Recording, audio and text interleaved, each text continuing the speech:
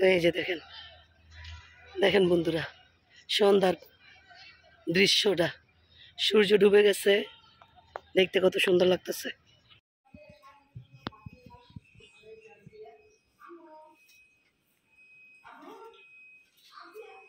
বন্ধুরা বাজে এখন 9টারও বেশি। ঘুম থেকে সকালে উঠছি, উঠে এত কাজ করছি পাকঘরের, যে নিজের শরীরের যত্ন যে নিব ওই সময়টা নাই। একেই বলে বাবার বাড়ি আর শ্বশুর বাড়ির পার্থক্য। বাবার বাড়ি তো রাজরানীর মতন, ঘুম থেকে ওইটা নিজে ফ্রেশ হয়েছি, খাইছি, দেন ঘুরছি। আর জামাই সংসার হলো সকালে ঘুম থেকে ওইটা সবার জন্য কি তৈরি করব, কি নাস্তা হবে, কখন তাদেরকে তাড়াতাড়ি নাস্তাটা সামনে দিব, ওই চিন্তা ভাবনা তো মেয়েদের। তো যাই হোক, এখন এই যে ফ্রি হয়েছি পাকঘরের কাজ শেষ করে, তো ভাবলাম আগে মাথাটা আশ্রয় নিই। আসসালামু আলাইকুম সবাইকে, আরো একটা নতুন ভিডিওতে স্বাগতম। কি অবস্থা মা কলিজার ভাই বোনেরা, কেমন আছেন সবাই?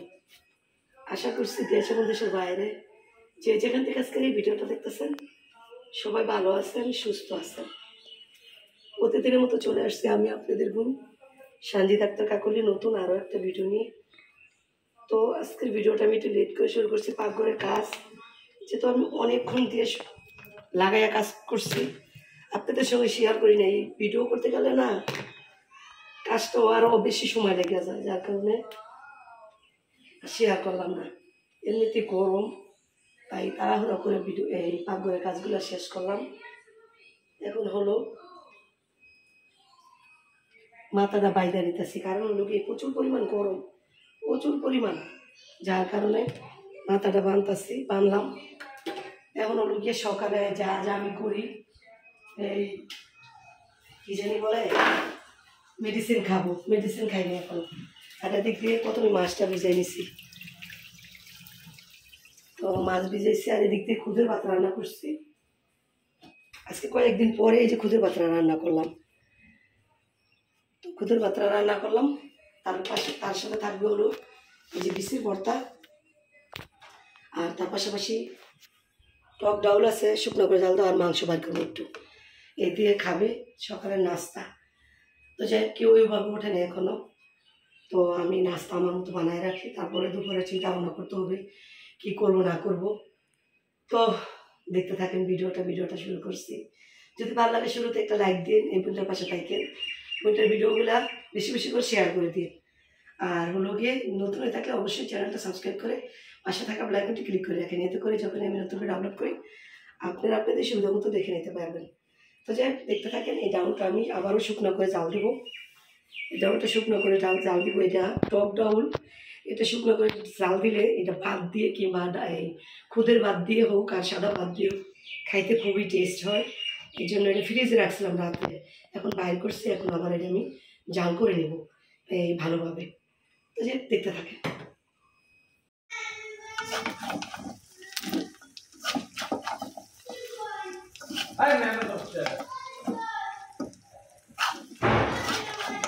এইভাবে দরজারে লক করে এইভাবে লাগায় মানুষে। তো বন্ধুরা এই যে মাংসটা বাইচা নিতেছি, এখন নাস্তা খাবে।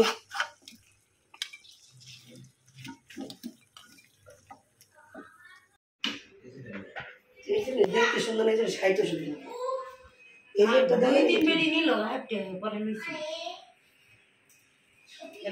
খাইছে আরো।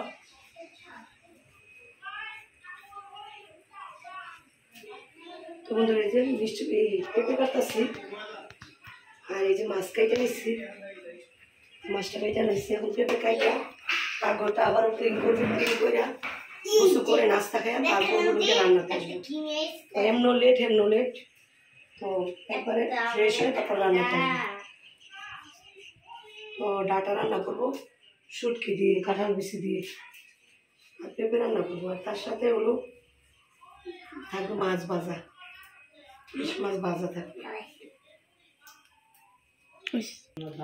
কাশপিয়া ওটা দুষ্টামি করবো না, মোরা মাছের যন্ত্রণায় পাগল হয়ে যাবো গা।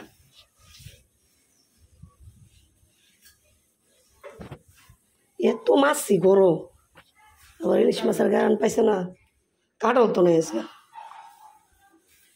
দুইটা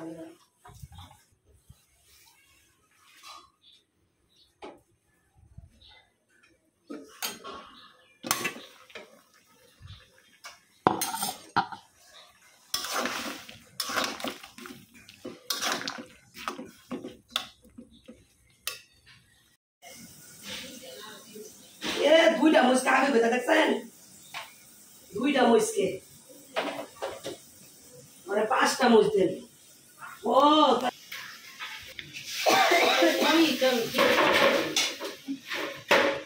আরে এটা এমনি এমনি কেমনে জানি করতে হয়, পাম মেলা নেই মেলাই।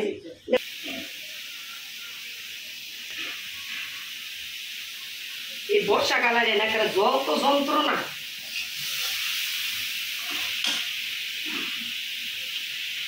মরিচগুলা পুইরা গেছে, ডাকনা মেলা দেখ কোনটা ভাগ আছে, আটটু আটটু দূরে রাখতে হইব তো চঙ্গটা একের কাছে আইলেছে। এন্দা বড়া এন্দা সামনে টান, তুই নাম নাইবা সামনে নেই, সামনের খোপা নেন। দেখ এটা এটার উপরে, এটার উপরে রাখতে হইব। দোনোটা মেলা ডাক না দীপা জানো তুই বোট নে, তুই দৌড়, আমি তো দিতাছি তোরে, তোরা তো দৌড়ছে একজনে, তুই খোল, এইটাও খোল, এমুরারটা খোল।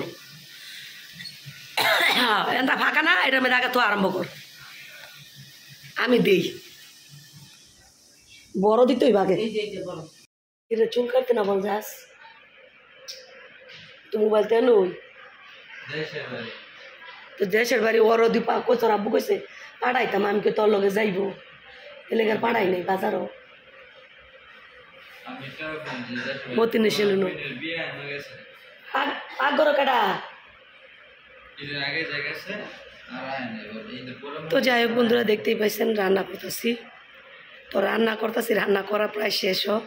রান্না ওইভাবে শেয়ার করতে পারি না, কারণ হলো রান্নার মাঝখানে দেখতে পাইছেন কাজ করতেছি। কাজ বলতে মেয়ের অনুষ্ঠানের থেকে পাতিলা নামা শুরু হয়েছে, একদম ঈদও নামাইছি। তো অনেকগুলা পাতিলা আর কি জমছে নিচে, এই অনেকগুলা পাতিলা বড় বড় পাতিলা জমানো হয়েছে নামাইতে। তো এই পাতিলাগুলো উঠানোর পর তাড়াহুড়ো করে রান্না করতে করেছি যে আর মনে হয় শ্যুট করতে, তো হঠাৎ করে এখন মনে হয়েছে বৈশা। তো যাই হোক, এখনও চুলায় রান্না আছে, রান্না শেষ হয়েছে বলে শেষ হয়েছে তা না, রান্না এখনও আছে। তো প্রচুর পরিমাণ গরম, অলরেডি আজান পড়ে গেছে, বাজে এখনও লুকিয়ে 1টা 4 মিনিট। আজকে রান্নাটা দেরি হয়ে গেছে, দেরি বলতে সকালে উঠে আমি একটু লেট করে উঠছি, তারপর হলো বসেছিলাম অনেকক্ষণ, লেট করে কাজও ধরছি, লেট করে নাস্তা বানাইছি, সবাই লেট করে নাস্তা খাইছি, সব মিলে জিলে আর কি লেটে আজকে দিনটা গেল। অলরেডি মসজিদে আজান পড়ে যাচ্ছে, দিতাছে। তো যাই হোক, সমস্যা নেই, লেট করে যে তোমরা খাবারও খাইছি সকালের নাস্তাটা, আর লেট করে দুপুরে খাবারটাও হবে আর হয়েই গেছে। তো চলেন দেখাই কী বাকি আছে আর কী হয়েছে, ওইটাই শেয়ার করি আপনাদের সঙ্গে। আর ছেলের সাথে বলছিলাম আজকে বড় ছোটো ছেলেকে স্কুলে দিই নাই, 3 দিন ধরে ওয়ার্লিং দিতে আছে চুল কেটে যেতে। তো 2 দিন খেলার চলে, বাচ্চার মনে নাই, রাতে 9টা 10টা বাজে বলতো, তখন রাগারেগ করতাম।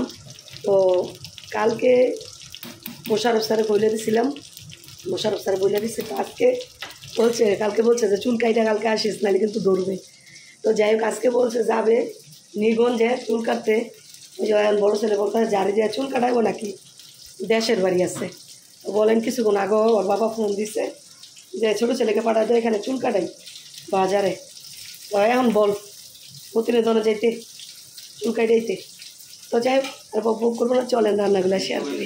শনিবার তো বন্ধ ছিল না, তো এখানে যে রান্নাটা যে ওগুলোকে পেঁপে দিয়ে ইলিশ মাছ রান্না করছি, আর এই যে এখানে হলো গিয়ে এই ডাটা কইডা কাঁঠাল বিচি দিয়ে চাপা শুটকি দিয়ে রান্না করছি।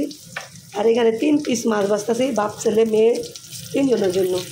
কারণ হলো মাছ আরও বাঁচলাম হইলে, কিন্তু যখন আমি এই শুটকির তরকারিটা রান্না করছি না, তখন মনে হলো যে শুটকির তরকারি হলে তার আমার কিছু লাগে না, তো মাছটা বাইজা লাভ নাই, বাসি খাবার খেয়ে তো এমনি ক্ষতি।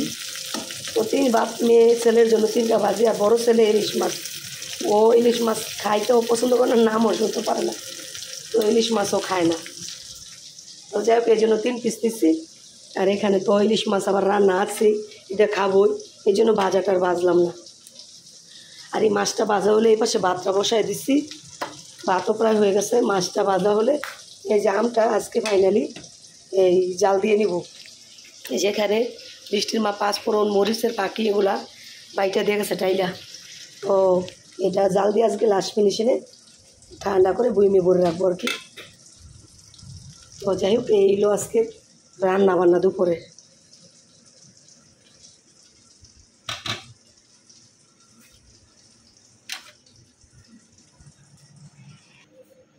নিচে মুইসা পর আপনি উঠবে যান, প্রতিদিন যেমনি মুছেন এমনি মুছবেন, পাড়া দিতে পারতাছি না নিচে আমি।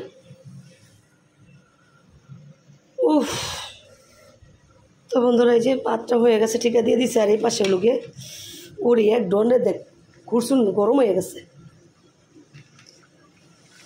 এখন এটা একটু বলক দা, একটু আজকে আচারটা চাইছিলাম একটু ভাঙা ভাঙা করবো, তো যেমন চাইছিলাম এমনই হয়েছে আলহামদুলিল্লাহ, একটু ভাঙা ভাঙা হয়েছে। তো এটা আরেকটা বলক দিয়ে তারপর লোকে এই মশলাটা দিব পাখিটা।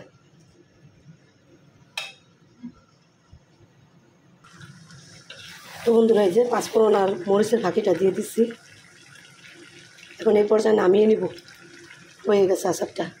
তেলটা হয়েছে বেশি উঠছে, আমি থেকে তেলটা সাইডে দিচ্ছি।